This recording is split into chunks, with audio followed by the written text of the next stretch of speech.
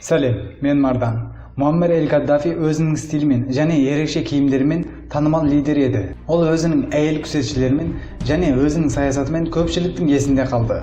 Қонақтармен өзінің сәнді шатырларында әртүрлі лидерлермен саясаттарды сөйлесетін еді.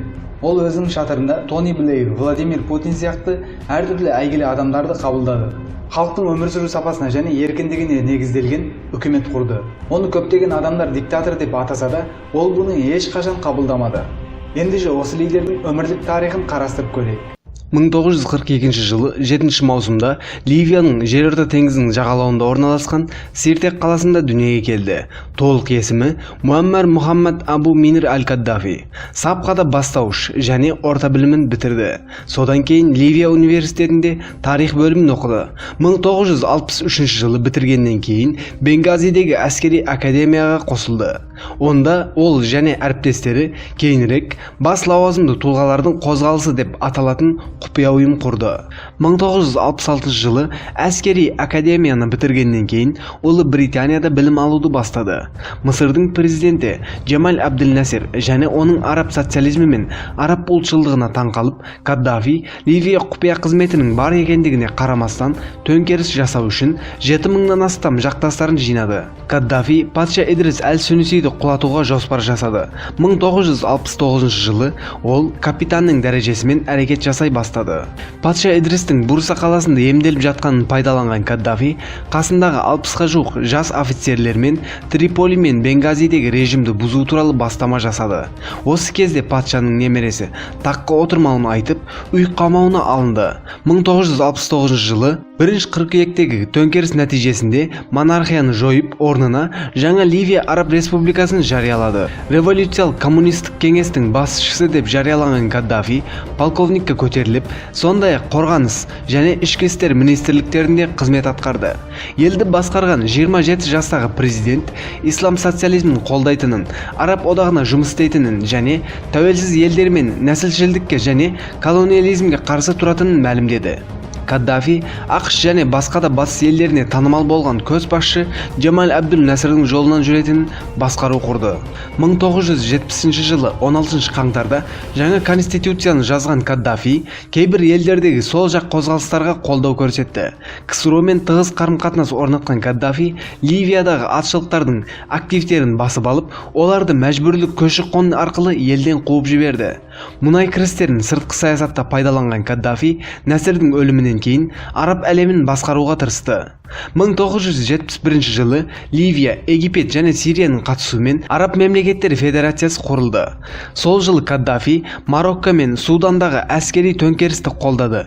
Ал 1972 жылы революция командалық кеңесімен бас командирі лауазымынан босатылды. Әрине, жаңа премьер-министр Абдусалим Калут осы лауазымға тағайындалып, Каддафи жанама түрде елге билік етуді жалғастырды. 1973 жылы мәдени революция жоспары білім беру, денсаулық сақтау, көлік, өнеркәсіп салаларын дамыта бастады. Көптеген салаларда инновациялар жасалды.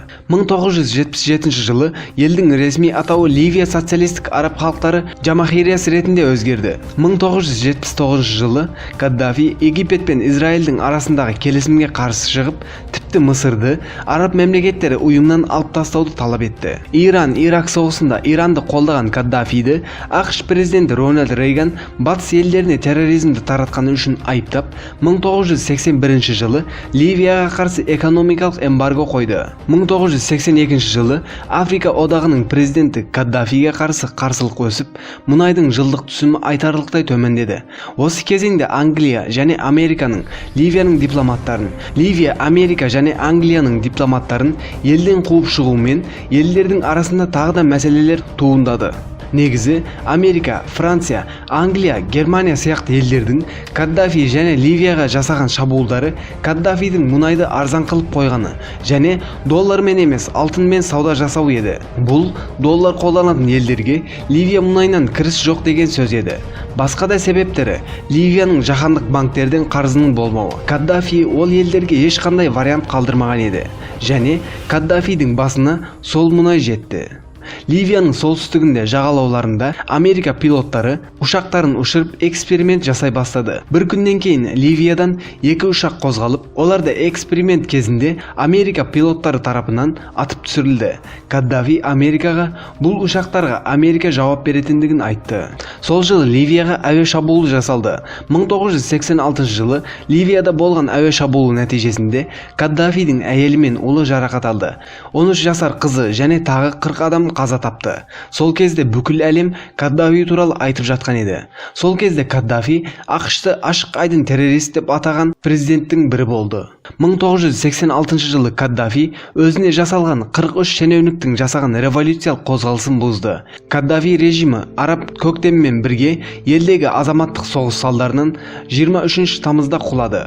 Әрине, Каддафи де сүттен ақ судан таза емес еді. Африка біріккен елдер құруды жоспарлап, армандап жүрген кезде Каддафи көршілеріне жақсы мәміле көрсетпеді.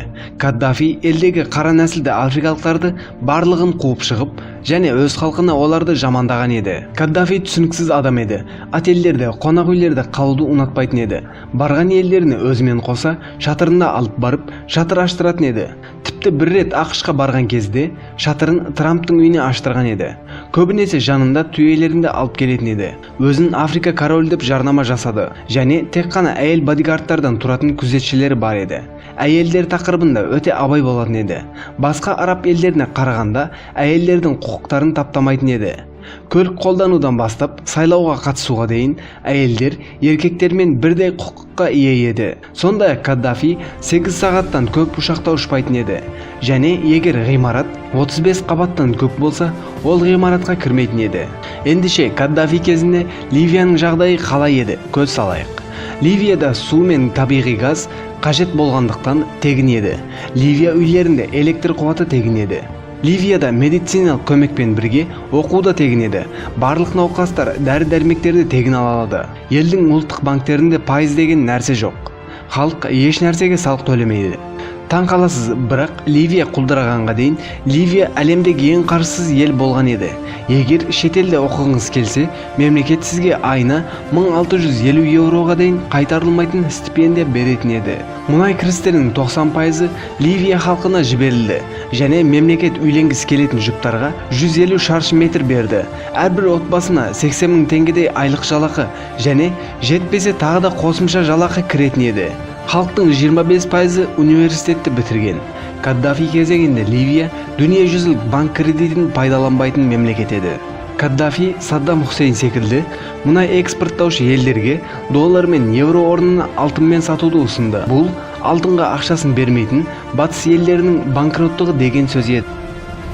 Муаммар Каддафи билікке келген кезде британдық әскерлерді қуып шығып, әскери базаларды тартып алды. Елдегі яһудилердің мал-мүлкін тартып алып, артынан оларды да қуып шықты.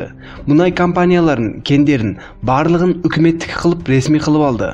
Әлем көшбасшылары Каддафидің қайтыс болған туралы қандай нәрселер айтты. Обама бұл туралы ливиялықтар үшін ұзақ және ауыр кезең аяқталды. Франция президенті Николя Саркози Ливия көшбасшысының қайтыс болуын елдің азат етілу жолындағы маңызды қадам деп есептеді. Хуго Чавес бұл жағдайға өте қатты наразы болды және Каддафидің шахид болғанын айтты. Лидердің жақындарына не болғанын айта кетейік. Каддафидің екінші ұлы Сайфулизм Каддафи әкесі кеткеннен кейін көп ұзамай тұтқындалып, 5 жылға бас бостандығынан айырылды. 2015 жылы өлім жазасына тартылып, кейінірек кешіріліп босатылды. Каддафидің 5-ші ұлы Муттазим әкесімен ұсталып, қайтыс болды. 3-ші ұлы Сади Каддафи бұрынғы футболшы, Нигерияда қудалануда. Каддафидің тағы 2 ұлы көтеріліс кезінде қаза тапты. Кіші ұлы Ханнибал Алжирге баспана алу үшін қызы Айша мен анасы Сафияны алып қайта оралған жоқ. Каддафиден кейін Ливияда әртүрлі террор ұйымдары пайда болды, және халық ашаршылықпен күресіп, өмірде қалуға тырысып жатыр. Қазіргі таңда Ливияда әртүрлі соғыстар бар, бірақ халық дұшпандарының кім екендігін әлі күнге дейін білмейді. 2000 жылдары Америка және Англия елдің еркіндікке аш екенін және көмекке мұқтаж екендігін айтты. Батыс медиасы халықтың миына жаман пікірлер құя бастады. Және 2011 жылы Каддафидің өліміне себеп болып, мемлекетті қазіргі жағдайға әкелді. Енді бұл ел еркіндікке аш емес, тек қана аш. Каддафиден кейін мұнай өнімі 80%-ға төмендеді және Ливия сол кездегі байлықтарын тек қана 5 жылда жоғалтты. 435 мың азамат босқын азаматқа айналды. Елдегі ауруханалардың 44%-ы енді жұмыс істемейді. 558 мектеп жабылды және 279 мың оқушы енді мектепке бара алмай жатыр. Путин осы нәрселер болмай тұрып, ақш-тың жасағысы келген нәрселердің дұрыс емес екендігін айтты. Бірінші болып айтқысы келген нәрсе, Каддафиді өлтіру құқығын НАТОға кім берді? ақш президенті Дональд Трамп үшін Саддам Хусейн де Каддафи де өлмеу керек еді. Еш болмағанда Америка құрама штаттары бұл нәрсеге араласпау керек еді. You take Gaddafi. Oh, we have to get rid of Gaddafi. Look what happened after we got rid of Gaddafi. To me, it was a total mistake. I mean, look at what's going on over there. It's a mess. Nobody knows anything about anything. Ливияда 27 жасында құрған үкіметті 42 жылға дейін тастамаған Муаммар Каддафидің соңы басқаруды қолынан жіберуімен өте аяусыз болды. НАТО елді үздіксіз қыспаққа алған кезде революциялық топтар сарайды басып, Каддафиді алу үшін жолына шыққан барлық нәрсені жойып тастаған еді. Бірақ Каддафи бұл кезде сарайда емес еді. Ливияның Сирте қаласына бару үшін жолда еді. 21 көлікпен бір автоколонна сияқты бара жатқан кезінде НАТО ауа күштері жағдайды естіді және 21 көлікке шабуыл жасады.